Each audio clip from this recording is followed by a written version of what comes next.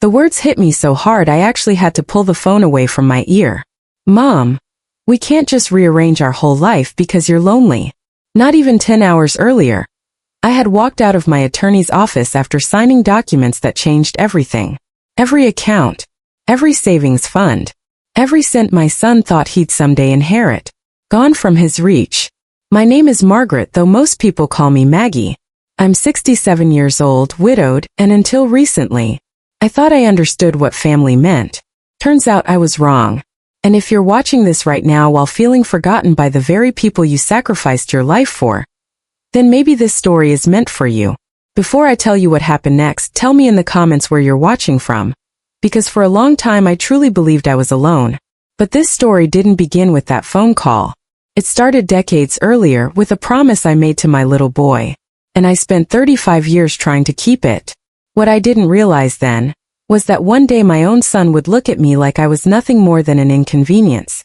My husband Richard and I lived an ordinary life in Ohio. Nothing glamorous. He worked as an electrical engineer. I spent most of my adult life teaching third graders how to read and multiply fractions. We weren't rich, but we were disciplined. Every month without fail, Richard sat at the kitchen table with a yellow notepad and calculator. We saved whatever we could. Some months it was $50. Some months it barely reached $20. But we never skipped a month. Not once in over 3 decades. We had 2 children. David was our oldest. Then came Jennifer 3 years later.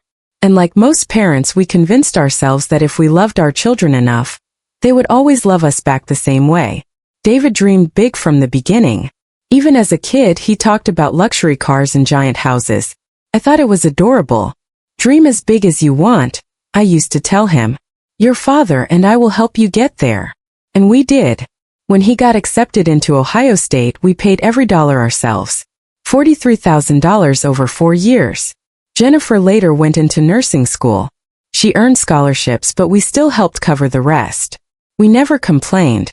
Helping them succeed felt like our purpose. Years later, David came to us with a business proposal. He wanted to start a digital marketing company. He needed $60,000. That amount represented a frightening piece of our retirement savings. But Richard looked at me one night and quietly said, "What's the point of saving money if it can't help our son build his future?" So we gave it to him. Not as a loan, as a gift. And that decision changed his life. Within 5 years, David became wealthy. And that was when I slowly started realizing there was no room for me in the life I helped create. David's business exploded. Luxury vacations. Expensive watches. A massive home inside a gated community. His wife Stephanie fit perfectly into that world. Everything about her seemed polished and curated. Perfect hair. Perfect clothes. Perfect smile that somehow never felt warm. When I finally visited their new house, it looked more like a luxury hotel than a family home. Everything was white marble, gray furniture, and spotless surfaces. The children, Tyler and Emma, sat stiffly at dinner like little corporate executives. No laughing. No mess. No joy. I remember staring at that enormous dining room thinking something felt deeply wrong. After that visit, invitations became rare. Then almost non-existent. Every holiday had an excuse. Every phone call felt rushed. Meanwhile, Jennifer's life looked completely different. Small house. Used cars. A husband named Paul who taught high school history. Their daughter Chloe ran through the house laughing barefoot. Nothing matched. Nothing looked expensive. But somehow everything felt alive. Jennifer called every Sunday without fail. Not because she needed something. Because she genuinely wanted to know how I was doing. At the time, I didn't understand how important that difference would become. Then Richard got sick. And suddenly I learned which child truly cared whether I existed. The diagnosis came fast. Pancreatic cancer. Stage 4. 8 months later, I held my husband's hand while he took his final breath. 40 years together, reduced to hospital rooms and silence. The treatments drained nearly everything we had saved.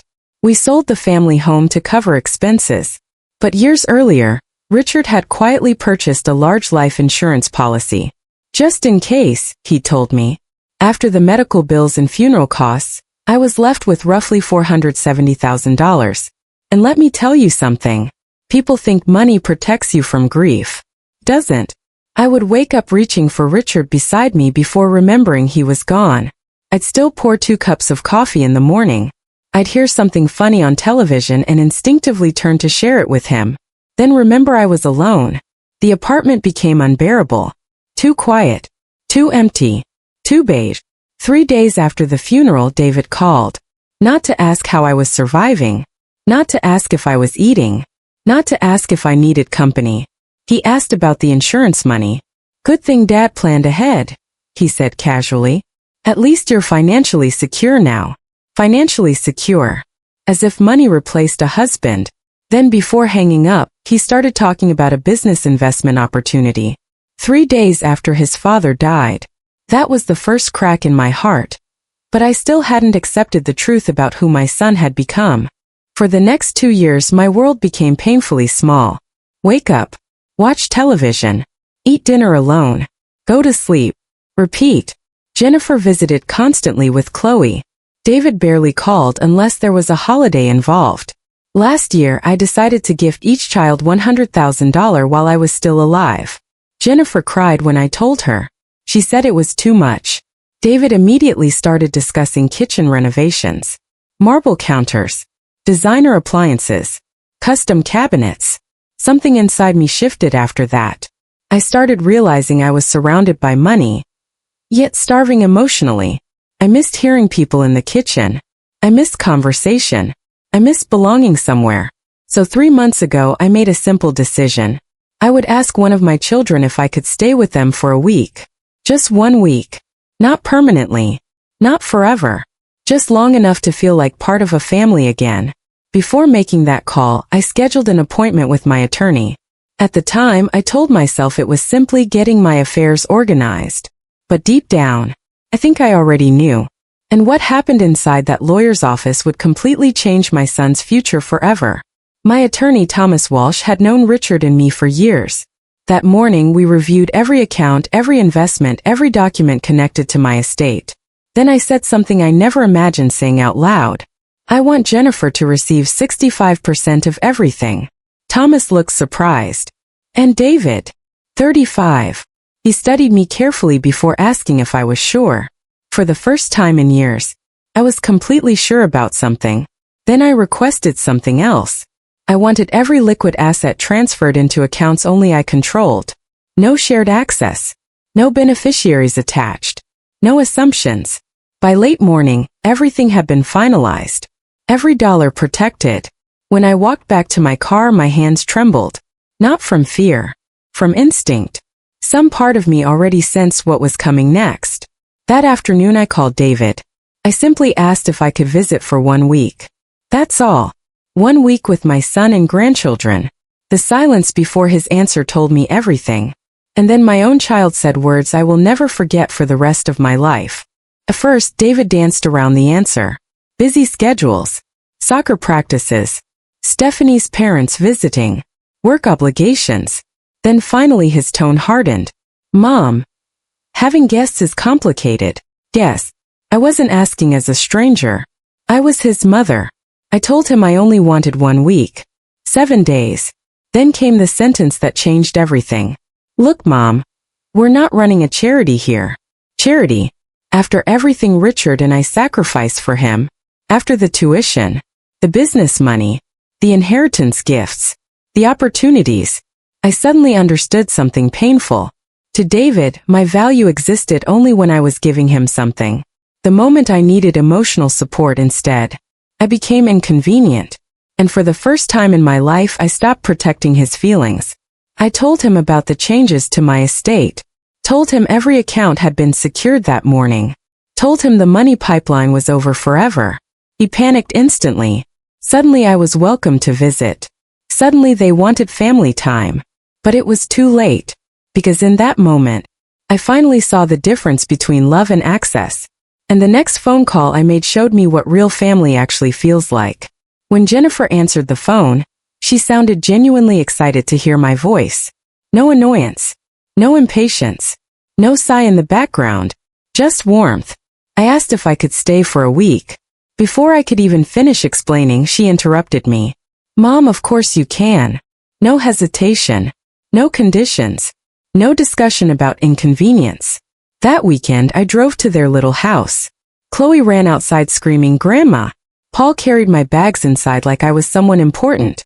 They had cleaned out their tiny craft room for me. A tiny room.